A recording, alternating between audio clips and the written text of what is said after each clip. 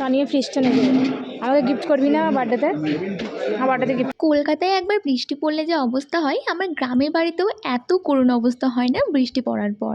আমি শুনেছিলাম মায়ের কাছে, মানে অনেক দিন আগের কথা, যে মামার বাড়িতে বৃষ্টি পড়লে নাকি রাস্তাঘাট সব ডুবে যেত, দিয়ে নৌকা চলতো।